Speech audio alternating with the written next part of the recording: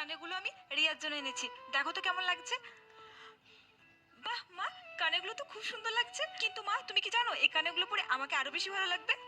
ঠিক আছে বৌমা, তোমার যদি এই কানের জোড়া পছন্দ হয়ে থাকে তাহলে তুমিই রেখে দাও। ঠিক আছে মা। বৌমা। হ্যাঁ মা, আমি বাজারে যাচ্ছি রিয়ার জন্য শাড়ি কিনতে। বলছি তোমার কি কিছু লাগবে? তাহলে বলে দাও, আমি নিয়ে আসবো।